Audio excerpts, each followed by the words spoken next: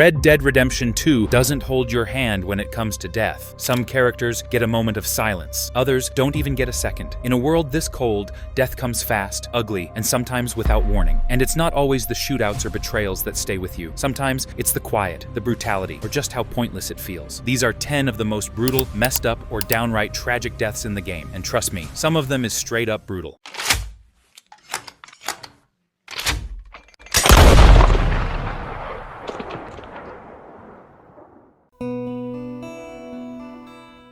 Kieran never fit in, not with the O'Driscolls, not with the Vanderlyn gang, but he tried. After Arthur captured him, the kid flipped sides, told the gang where the O'Driscoll camp was, tried to earn his keep, chopped wood, cracked jokes, even flirted with Mary Beth. But no matter how hard he tried, Kieran never stopped being the O'Driscoll. One morning, he's just gone. And then you see it. A horse slowly walks into camp. Kieran's body is tied upright on the saddle, headless, blood soaked into his shirt, his own severed head jammed into his hands like some sick joke. The gang stands there frozen. Nobody speaks. Then the gunfire starts.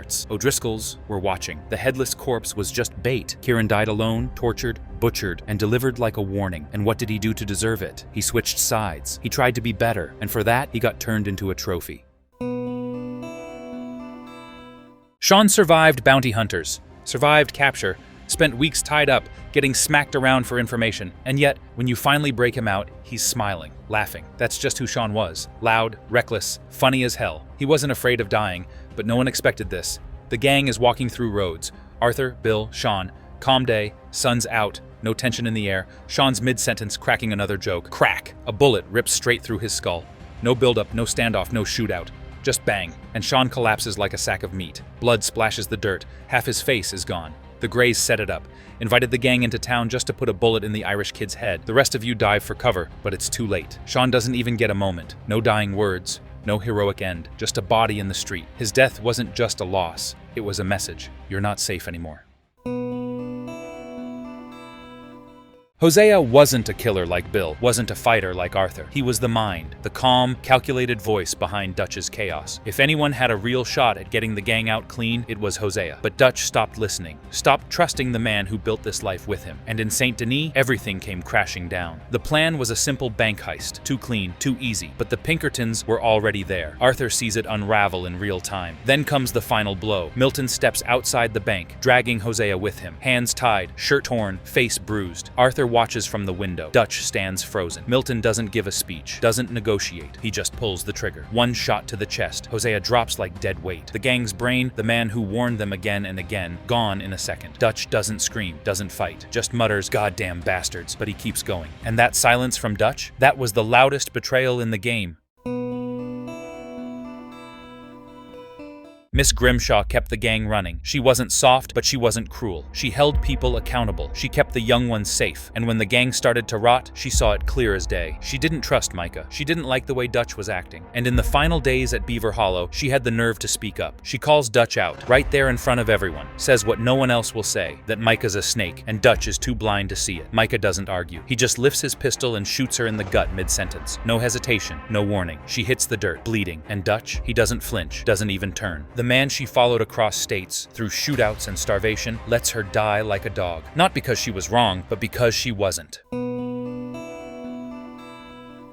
Lenny was sharp, brave, and always dependable. He wasn't the loudest, but when things got ugly, he didn't flinch. The Saint Denis bank job was supposed to be the gang's biggest score, a clean getaway, quick in and out, but it turns into a massacre. Hosea is executed. Pinkertons flood the streets, the gang's scrambling for their lives. Arthur and Lenny make it to the rooftop, guns drawn, hearts racing. They run, then it happens. One sniper shot, Lenny drops hard. No time to cry out, no time to even understand, just gone. Arthur screams his name, but it's too late. Lenny bleeds out on the rooftop under Saint Denis' glowing lights. The youngest, brightest, cleanest soul in the gang, gone in 1 second. No honor, no glory, just another corpse in a job that never had a chance.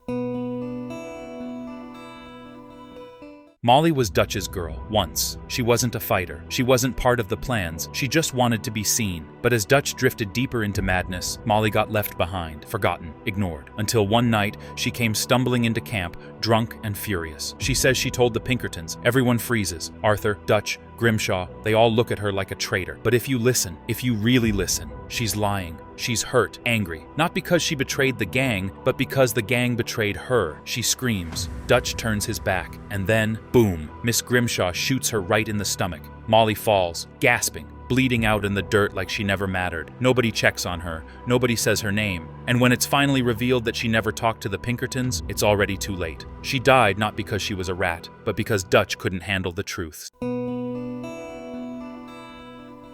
Eagleflies, the son of Wapiti Chief Rains Fall, is a passionate and headstrong young warrior. Throughout the game, he seeks to defend his people and their land from encroachment by the U.S. Army and other settlers. His final moments occur during the mission A Rage Unleashed. In this mission, Eagleflies leads an attack on the Cornwall oil refinery, aiming to disrupt the Army's operations and send a message. The Vanderlinde gang, including Arthur Morgan and Charles Smith, assist in this endeavor. During the attack, Eagleflies demonstrates his bravery by saving Arthur from a group of soldiers. However, in the ensuing chaos, Colonel Henry Favors arrives and shoots Eagleflies in the stomach. Despite his injuries, Eagleflies manages to help Arthur escape from the refinery. Arthur and Charles carry Eagleflies to his father, Chief Rains Fall, at the Wapiti Indian Reservation. There, Eagleflies succumbs to his wounds in his father's arms, passing away as a result of the gunshot wound inflicted by Colonel Favors.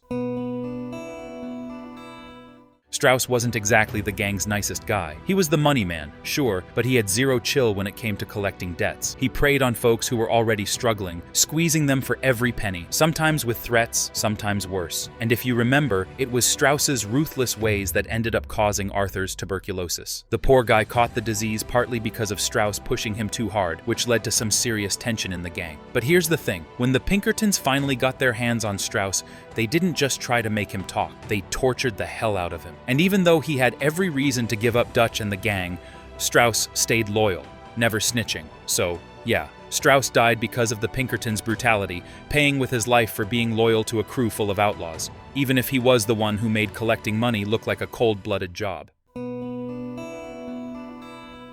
Angelo Bronte, the slick crime boss of Saint Denis, thought he could outsmart Dutch and the gang. After betraying them with a failed trolley station heist, he sealed his own fate. In the mission, Revenge is a Dish Best Eaten, the gang storms Bronte's mansion. After a fierce shootout, they capture him. As they're escaping, Bronte insults Dutch and offers a bribe to anyone willing to kill him. Dutch, enraged, drowns him in the bayou and then pushes his body into the water, where alligators swiftly consume it. This brutal execution marks a turning point for Dutch, highlighting his descent into moral ambiguity. It's a stark reminder of the gang's unraveling and the lengths they'll go to for revenge. Deep in the sprawling, beautiful wilderness of Red Dead Redemption 2 lies a secret so chilling it's easy to miss: the trail of a ruthless serial killer. This isn't your usual outlaw shootout. It's a slow, terrifying hunt through the shadows for a monster hiding in plain sight. You start finding it in pieces. A severed head here, a mutilated body there. Each grisly scene tells a story darker than the last. The killer doesn't just want to murder, he wants to send a message. And every victim's remains are left like morbid trophies, staged with sick precision. Following the clues, you collect torn map pieces, heads holding secrets in their mouths, bodies hung like twisted art. These aren't random killings, they're carefully planned, methodical acts of horror. The trail leads you to the burned-out ruins of Lucky's cabin, a place that feels soaked in dread. Inside the cellar, the truth reveals itself. Piles of bones, disturbing notes, and the twisted mind behind the carnage. Edmund Lowry Jr. The final confrontation is tense, brutal. You don't just fight an outlaw, you face a cold, calculating killer who's been terrorizing the frontier. It's a haunting chapter that cuts through the game's beauty and adventure to remind us, out here, darkness lurks beneath the surface. And sometimes, the wildest beasts aren't animals, they're human. Thanks for sticking with me through these dark, brutal moments from Red Dead Redemption 2. The game's world isn't just about cowboys and gunfights, it's filled with stories that can be beautiful, tragic, and downright horrifying. Which of these deaths shocked you the most? Or is there a gruesome moment you think I missed? Drop your thoughts in the comments. I'd love to hear your take. If you enjoyed this deep dive into RDR2's darker side, don't forget to hit that like button and subscribe for more lore, mysteries, and Wild West stories.